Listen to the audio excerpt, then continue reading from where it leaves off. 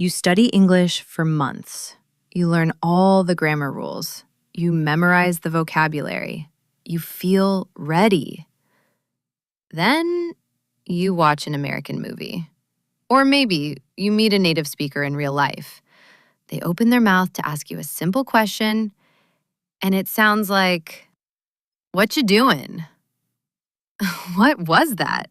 Was that even English? Your brain freezes. You panic. You think, my English is terrible. They speak too fast. It is not your fault. And your English is not terrible. I'm Swara. This is EngliPod, the place where we learn English through slow, clear, and relaxed conversations. Today, I am going to give you a secret decoder ring.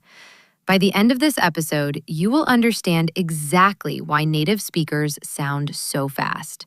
You will learn how to catch the hidden words they swallow. I promise you, I will speak very slowly and clearly today, so you can train your ears without any stress. Later, I will show you one simple trick you can use the next time someone speaks too quickly to you. Keep listening. Let me tell you a story about a student of mine. His name is Carlos. Carlos is from Mexico. He is a very smart guy. He studied textbook English for 2 whole years. He always got an A on his written tests. He could read English perfectly. Last year, Carlos took a vacation to New York City. He was so excited. On his first morning in New York, he walked into a busy coffee shop. He wanted to order a simple black coffee. He walked up to the counter. The man behind the counter, the barista, looked at Carlos and said very quickly, "What do you want?" Carlos froze. He looked at the man. He had no idea what the man said. Carlos thought the man was speaking another language. Carlos got very nervous, pointed at a coffee cup, paid his money, and ran out of the shop. He felt so embarrassed. He called me later that day. He said, "Swara, I cannot understand them. They speak at 100 miles per hour." But here's the truth I told Carlos. The barista was not speaking fast. He was speaking normal English. But native speakers do something sneaky. They do not say every single word perfectly. In a textbook, the sentence is, "What do you want?" But in real life, native speakers smash the words together. They glue them into one big sound. "What do you want?" becomes, "What do you want?" We call this connected speech. And once you learn how to hear it, fast English suddenly slows down in your brain. You just need to train your ears. Let us do our first echo practice. We are going to practice breaking apart the glued words. We will do this together. I will say the textbook sentence first. Then I will say the real connected sentence. First, the textbook way. "What are you doing?" Now, the native connected way. "What you doing?" Repeat after me. Just try to copy the sound. "What you doing?" Now you say it out loud. Let us try another one. Textbook way. "I have got to go." Native way. "I gotta go." Repeat after me. "I gotta go." Now you repeat. Yes, that is it. Do you feel how your mouth is relaxing? Native speakers are actually just very lazy with their mouths. They want to use the least amount of energy possible. So, they drop sounds. Now I'm going to share 3 bite-sized secrets with you. These are the 3 rules of fast English. If you understand these 3 rules, you will understand native speakers so much better. secret number 1. I call this the lazy mouth rule. When English speakers use common future words, they almost never say the full word. They shrink them down. For example, let us look at the words going to. If you ask a native speaker about their weekend, they will never say, I am going to watch a movie. It is too long. It takes too much effort. Instead, going to becomes gonna. I'm gonna watch a movie. Let us look at another one. Want to. Want to becomes wanna. Instead of saying, I want to eat pizza, they will say, I wanna eat pizza. Let me give you a real-life example. Imagine my friend Sarah. She is leaving a party. She wants to say, I am going to go home because I want to sleep. But what she actually says is, I'm gonna go home because I want to sleep. Do you hear the difference? Gonna and wanna are everywhere in spoken English. They are in songs, they are in movies, they are at the supermarket. You do not have to speak this way if you do not want to, but you must know how to listen for it. Let us practice. I will say the real connected sentence. You shadow me. Repeat after me.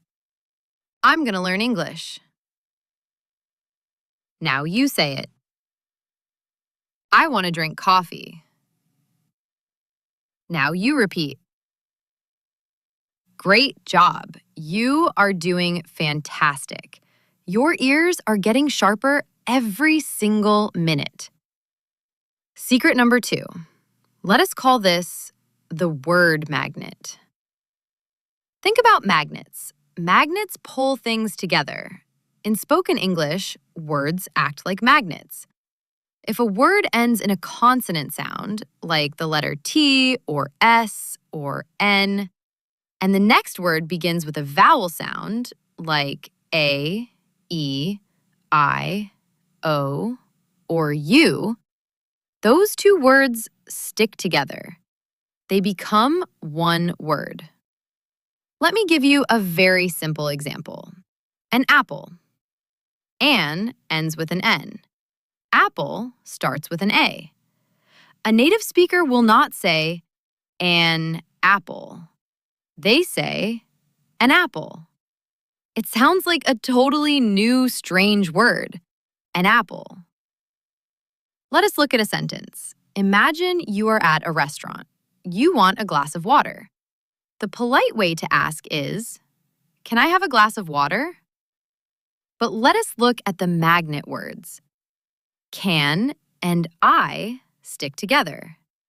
Can I becomes can I. Have and stick together.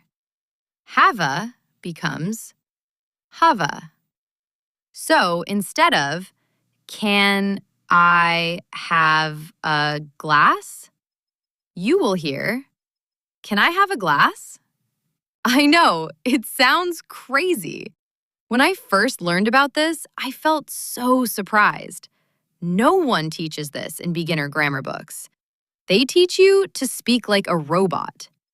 But humans are not robots.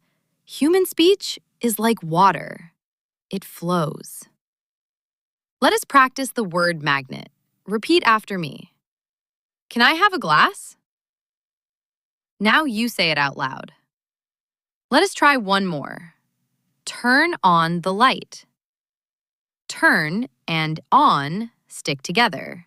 It becomes turn on. Repeat after me.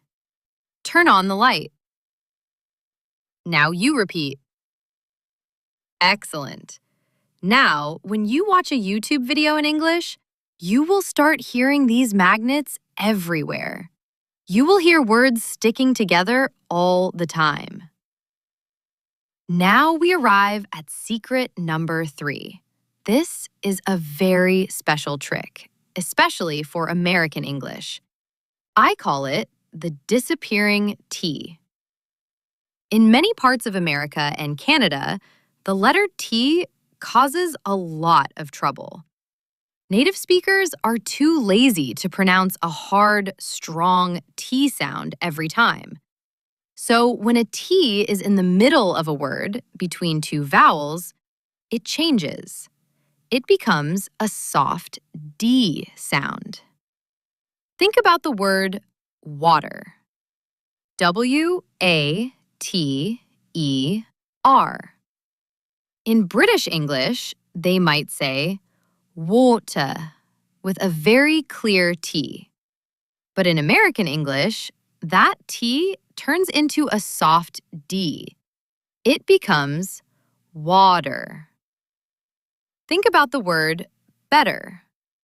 B-E-T-T-E-R. Americans say better.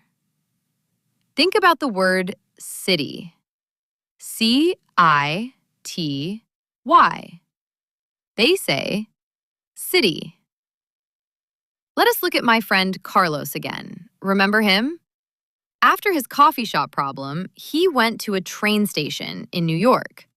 He asked a woman, "Excuse me, where is the center of the city?" The woman pointed down the street and said, "It is a little better to take the subway." Wait, what did she say? It is a little better? Let us translate that from fast English to slow English. She meant, it is a little better, but because of the disappearing T, it is became it is. Little became little. Better became better. Once you know the rule, it is actually very easy to understand. It is like a fun puzzle. You just have to know the secret code. Let us practice the disappearing T together. Repeat after me. Just relax your tongue. A little better. Now you repeat. A glass of water. Your turn. The big city. Now you say it.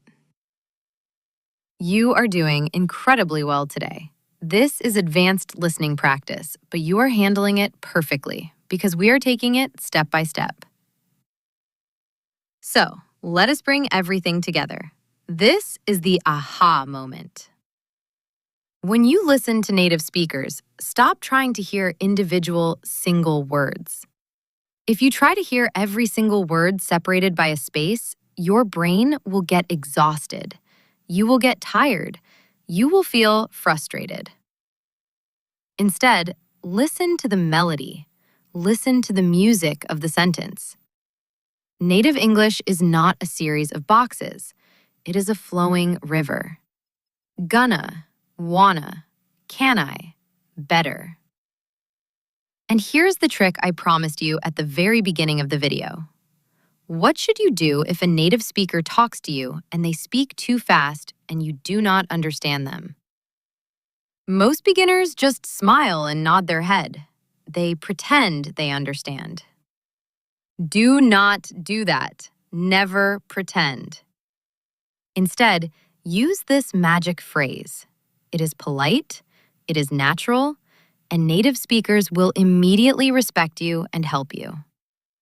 Just look at them, smile, and say, "Could you say that a little slower, please?" That is it. Just ask them to slow down. Native speakers do not realize they are speaking fast. When you ask them to slow down, they will happily separate their words for you. Let us do one final practice. We will practice our magic phrase. I want you to feel very confident saying this. Repeat after me. Could you say that? Now you repeat. A little slower, please.